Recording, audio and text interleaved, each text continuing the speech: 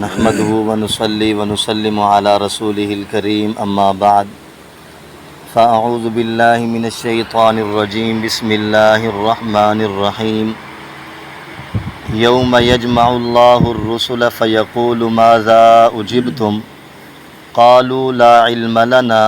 إنك أنت علام الغيوب صدق الله مولانا العظيم۔ یوم یجمع اللہ الرسل، جس دن اللہ تعالیٰ جمع کریں گے رسولوں کو، فیقول ماذا اجبتم، پس اللہ تعالیٰ ان سے سوال کریں گے، فرمائیں گے اللہ تعالیٰ ماذا اجبتم، تمہیں کیا جواب دیا گیا، یعنی تمہاری امتوں سے جو تمہیں امتوں کی طرف بھیجا تھا تو ادھر سے کیا جواب ملا۔ قالوا لا علم لنا، تو اس وقت اللہ کے رسول کہیں گے ہمیں علم نہیں، انک انت علام الغیوب، بے شک آپ ہی غیب کی باتوں کو جاننے والے ہیں۔ قیامت کے دن جب اللہ رب العزت کی بارگاہ میں ساری انسانیت جمع ہوں گے، اس میں حضرت آدم علیہ السلام سے لے کر آخری فرد انسان تک سب لوگ میدان محشر میں جمع ہوں گے، تو کیونکہ ابتدائی حالت میں اللہ تعالیٰ کی ذات کا جلال ہوگا، سب لوگ نفسا نفسی کے عالم میں ہوں گے۔ انبیاء علیہم السلام بھی نفسی نفسی کہہ رہے ہوں گے اور امتی بھی نفسی نفسی کہہ رہے ہوں گے۔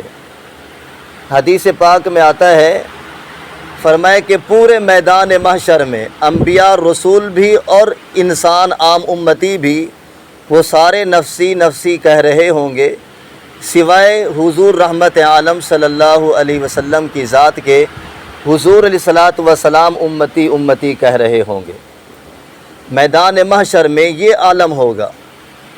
اور اس کے متعلق فرمائے یوم یفر المرء من اخیہ و امہ و ابیہ و صاحبتہ و بنیہ، کہ قیامت کا منظر ایسا ہوگا کوئی کسی کا بھی نہیں ہوگا،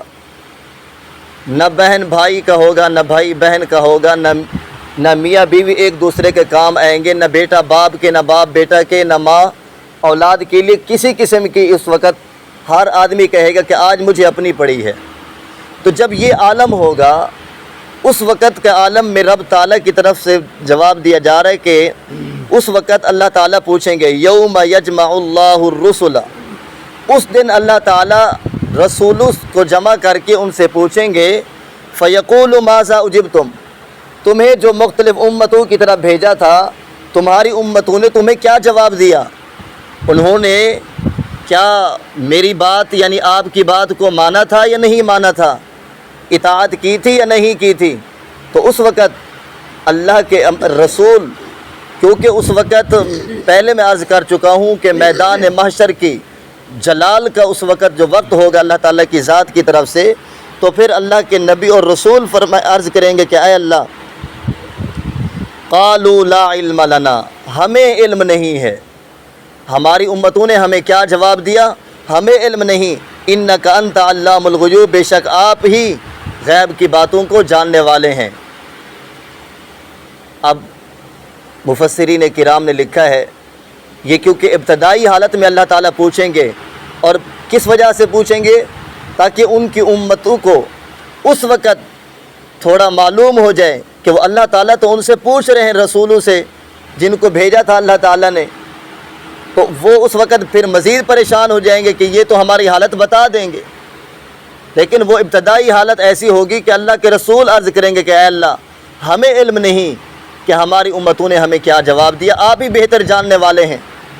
پھر کچھ مزید وقت گزرے گا، اللہ تعالیٰ کے جلال میں کمی آئے گی۔ جیسے ہی اللہ تعالیٰ کے جلال میں کمی آئے گی، پھر اللہ تعالیٰ ان انبیاء اور رسولوں سے پوچھیں گے،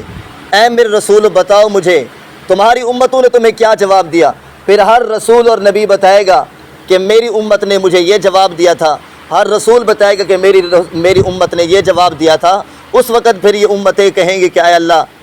پھر یہ انکار کر دیں گے کہ اے اللہ آپ کے رسول تو ہمارے پاس آئے نہیں ہیں۔ تو یہ اس وقت یہ عالم ہوگا جیسا کہ جو بچی زندہ درگور کی گئی، ان کے والدین نے زندہ دفن کیا یا کسی نے بھی کیا، وَإِذَا الْمَوْءُودَةُ سُئِلَتْ بِأَيِّ ذَنبٍ قُتِلَتْ، قرآن پاک میں آیت مبارکہ ہے کہ جس بچی کو زندہ درگور کیا گیا، قیامت کے دن اس سے پوچھا جائے گا کہ تجھے کس جرم کی پاداشت میں قتل کر دیا تھا اور زمین میں زندہ دفن کر دیا گیا تھا، وہ کیا وجہ تھی، وہ کس وجہ سے، اللہ تعالیٰ میدان محشر میں پوچھیں گے۔ اس پوچھنے کی وجہ یہ ہوگی کہ اس کے جو والدین نے زندہ دفن کیا، جو بھی اس کے جرم کے اندر تھے نا، تاکہ ان کو پتہ چلے کہ آج تو اللہ تعالیٰ پوچھ رہے ہیں ان سے، ہم نے تو اس وقت سوچا تھا تو بس ہم یہ کر لیں گے، ہم سے تو کوئی پوچھ نہیں ہوگی۔ تو میدان محشر میں اللہ رب العزت انبیاء اور رسولوں سے پوچھیں گے، یوم یجمع اللہ الرسل، جس دن اللہ تعالیٰ جمع فرمائیں گے رسولوں کو، فیقول ماذا اجبتم، بس اللہ تعالیٰ فرمائیں گے ماذا اجبتم، تمہیں کیا جواب دیا گیا امت کی طرف سے۔ تو میرے بھائی، اللہ تعالیٰ میدان محشر میں انبیاء اور رسولوں سے پوچھیں گے تمہاری امتوں نے تمہاری بات مانی تھی یا نہیں مانی تھی۔ یہ میدان محشر میں اس وجہ سے قرآن پاک میں بھی اللہ تعالیٰ نے فرمایا، ایک تو انبیاء اور رسول جواب دیں گے کہ اے اللہ ہماری امتوں نے ہماری بات مانی یا نہیں مانی، کس نے بات مانی یا کس نے نہیں مانی، ایک تو وہ بتائیں گے۔ دوسرا، انسان کے اعضاء گواہی دیں گے۔ انسان کے اعضاء اس وقت فرمائے کہ زبان کو تالا لگ جائے گا، زبان بند ہو جائے گی۔ انسان کے ہاتھ گواہی دیں گے کہ اس نے یہ کام کیا تھا۔ انسان کے کان گواہی دیں گے کہ اس سے یہ غلط چیزیں سنتا تھا، موسیقی کی محبت اس کے اندر تھی، وہ اللہ تعالیٰ بتائیں کہ اس وقت اللہ تعالیٰ کی بارگاہ میں یہ کان گواہی دیں گے۔ انسان کے پاؤں بتائیں گے۔ انسان تو سمجھتا ہے کہ میں سب کچھ کر کے اس وقت، پھر جب یہ ساری چیزیں گواہی دیں گی، پھر انسان ادھر ادھر دیکھے کہ اب میں کہاں جاؤں کہ میرے اپنے ہی اعضاء میرے خلاف ہو گئے ہیں۔ جیسا کہ دنیا میں دیکھا جاتا ہے نا، ایک آدمی مجرم ہوتا ہے، اس کے اپنے ہی قریبی لوگ وہ اس کے خلاف گواہی دیتے ہیں، بتاتے ہیں کہ اس کے یہ مسائل ہیں، اس کے یہ مسائل ہیں، پھر وہ آدمی کہتا ہے اب میں کہاں بھاگوں، میرے تو گھر کے لوگ ہی میرے خلاف ہو گئے، تو وہ کسی جگہ کا پھر نہیں رہتا۔ تو میدان محشر کا یہی عالم ہوگا کہ انسان کچھ بھی چھپانا چاہے تو کچھ بھی نہیں چھپ سکے گا۔ سورہ زلزال کے اندر اللہ رب نے بتا دیا، اذا زلزلت الارض زلزالها واخرجت الارض اثقالها، زمین ایک ایک بوجھ اپنے نکال دے گی، اس وقت کچھ بھی زمین میں باقی نہیں رہے گا۔ انسان کے متعلقہ بھی جو کچھ بھی ہوگا نا، زمین باہر نکالے گی،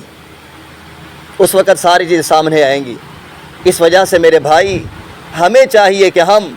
دنیا میں انسانوں سے چھپاتے پھرتے ہیں، اس اللہ تعالیٰ کی ذات کے خوف اپنے دل میں رکھیں، دنیا کا خوف ہم اپنے اندر سے نکالیں، ایک اللہ کا خوف اپنے دل میں بٹھائیں۔ فرمایا جس کے دل میں دنیا میں کسی کا خوف نہیں ہوتا، ایک اللہ کا خوف ہوتا ہے، وہ انسان کامیاب ہے۔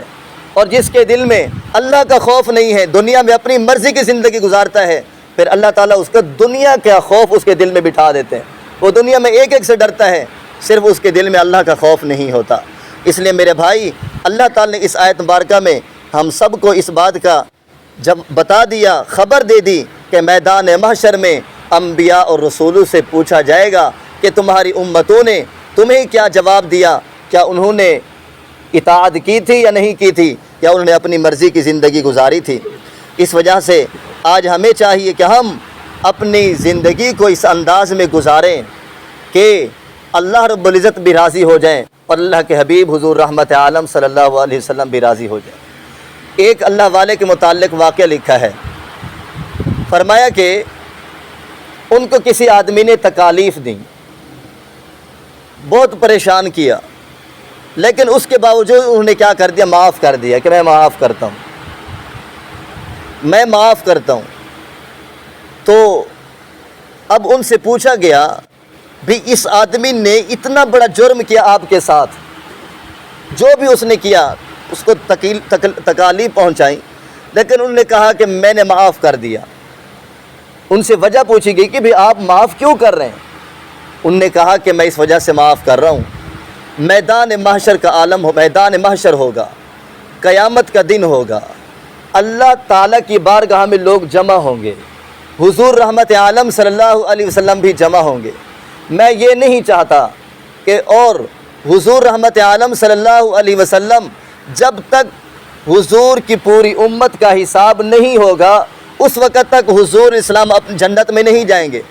تو میں یہ سوچتا ہوں کہ اگر ہم دونوں قیامت کے دن اللہ کی بارگاہ میں اپنا مقدمہ لے کر جائیں تو پھر اللہ تعالی ہمارا حساب لینے لگیں گے، تو پھر حضور علیہ الصلوۃ والسلام کا جنت میں جانے میں ہماری وجہ سے کچھ تاخیر ہو جائے، میں یہ نہیں چاہتا، اس وجہ سے میں نے دنیا میں معاف کر دیا۔ کتنی بڑی اچھی بات ہے۔ اس وجہ سے میرے بھائی آج ہمیں چاہیے، ہمارے پاس اللہ رب العزت کی طرف سے واضح کھلا پیغام ہے، کھلا پیغام ہے، لقد کان لکم فی رسول اللہ اسوۃ حسنہ۔ اگر تم زندگی گزارنا چاہتے ہو، اگر تم ایک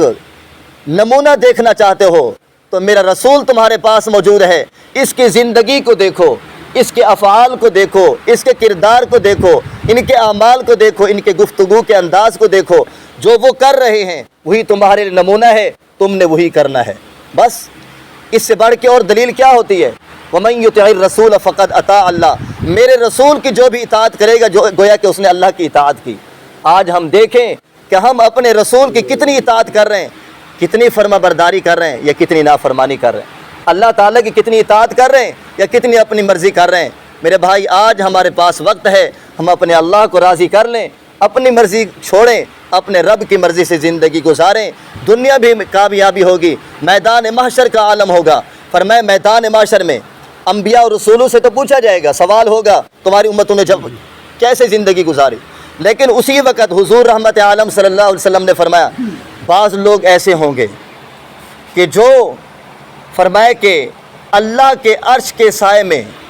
ٹیلوں کے اوپر سیر و تفریح کر رہے ہوں گے، ان کو کسی قسم کی پریشانی نہیں ہوگی۔ لوگ پوچھیں گے وہ کون لوگ ہوں گے؟ لوگوں نے پوچھا صحابہ نے کہ وہ کون لوگ ہیں؟